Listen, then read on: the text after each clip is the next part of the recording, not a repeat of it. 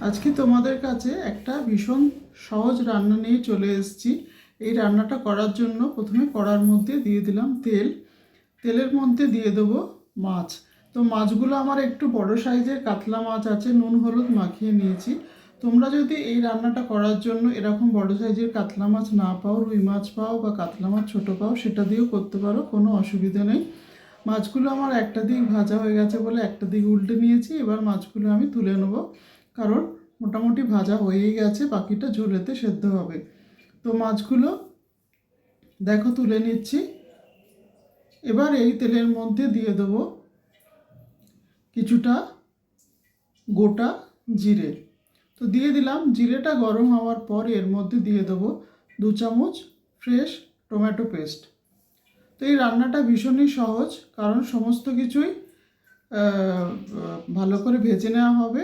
এবং কেন তাড়াতাড়ি হয়ে যাবে সেটা আমি দেখাচ্ছি তোমাদের, তোমরা পুরোটা দেখতে থাকো প্রথম থেকে। তো টমেটো ভালো করে ভেজে নিলাম তেলের মধ্যে।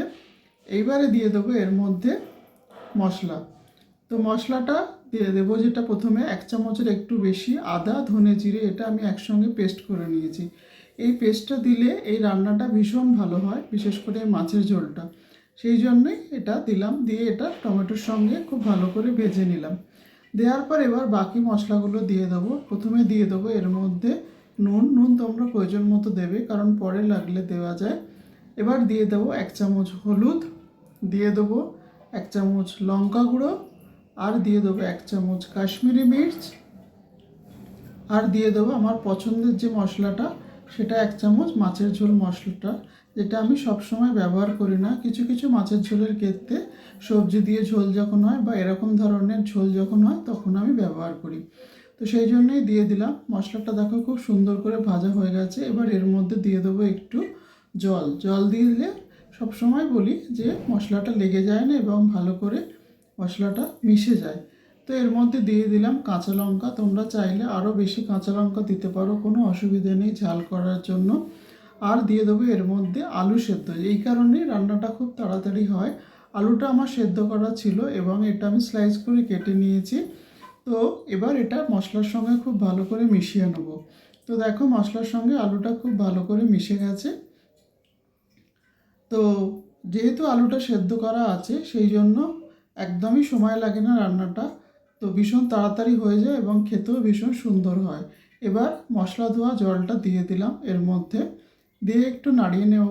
নাড়িয়ে নেওয়ার পর দিয়ে দেবো পরিমাণ মতো বাকি জলটা। জল একটু বেশি দেবো, কারণ মাছের ঝোলটা একটু বেশি থাকবে, সেই জন্য জলটা বেশি দিলাম।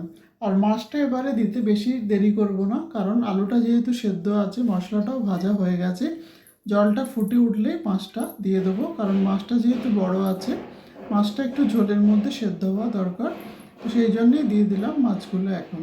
তো মাছগুলো দেওয়ার পর দিয়ে দেবো গ্যাসটা কমিয়ে দিয়ে অবশ্যই একটা ঢাকা, যাতে মাছটা ভালো করে সেদ্ধ হয়ে যায়। তো দিয়ে দিলাম ঢাকাটা।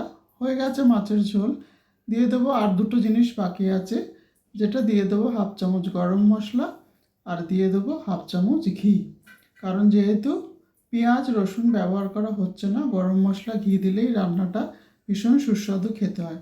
তোমরা অবশ্যই এটা বানিও, আমাকে প্লিজ জানিও কেমন লাগলো। আর এইরকমভাবে যদি তোমরা মাছটা যদি না পাও, সেই জন্য বলেই দিয়েছি তোমাদের, রুই এবং ছোট কাতলাও তোমরা আনতে পারো বা দিতে পারো, কোনো অসুবিধা নেই। Thank you so much.